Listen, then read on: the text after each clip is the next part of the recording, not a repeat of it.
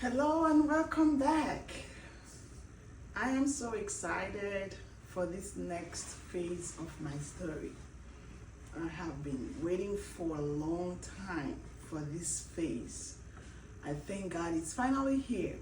Before I proceed with this next life experience of mine, I wanted to go back a little bit and put some things into perspective based on the last video that I shared.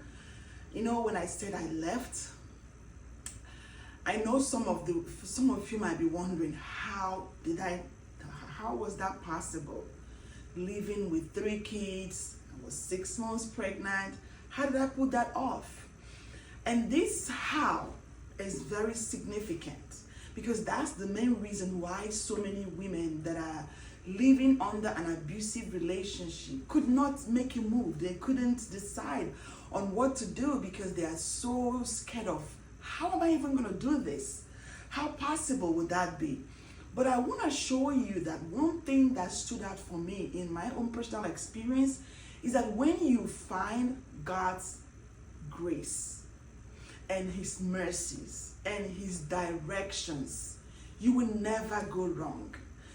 God has been placing people strategically in my life throughout these phases of my life experiences. If you are paying attention, you could tell that every moment I have faced, there was somebody. And that's what He did. The same sister, the same exact person that was in the delivery room for me when I gave birth to my first son, suddenly showed up the very week that I was packing my things. I told God, I've had enough. I want to stay alive and raise these kids. I'm making a move by faith. I don't know where I was going to. I had no clue. I was just packing my things. The very next day, this lady that I have been disconnected from since we moved to this room, this lonely place, I lost contact with her with her. But I don't know how she tracked me down and showed up at my front door. That's how is God. So, whenever you feel that you need to make a move, God is leading you. Don't worry on how it will happen. Just step out in faith. The Bible said that the steps of the righteous are ordered by God. The Lord whom you serve, that's the most important aspect. Serving God has a lot of benefits.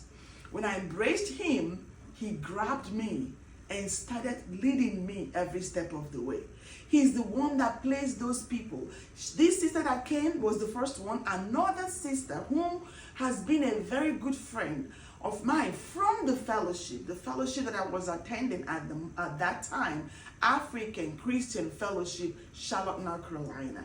That sister was the secretary. So she'd known my story quite a bit. And we also lost contact. I haven't spoken to her for a while while we moved to this remote area. But guess what? She also showed up. I don't know how she found me. When she came, she just started crying and looking at me, saying, "What is going on? Look at her. You look like a ghost." I said, "Don't even worry about how I look. I'm so happy that I'm still alive." Because at that moment, life is so precious. God used her.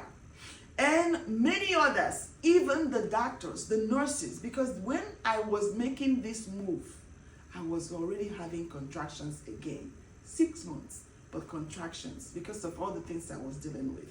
I found myself in the hospital, and God used both doctors, nurses, everyone around me, and planned my escape because this ex-husband showed up in the hospital like he always does to make sure he gets me back home.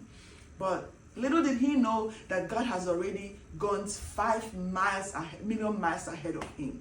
Everyone teamed up and sneaked me out from the hospital. And that is how I ended up living and staying with this sister at her house for 1 month. I was 1 month with nobody knowing where I was except her. So in my next video, you're going to hear how I ended up at my uncle's. And that moment was when the life transforming experiences started. And this is the part that I cannot wait to share, because that's how you're going to discover that When God is with you, nobody can be against you. So stay tuned and see you on my next video.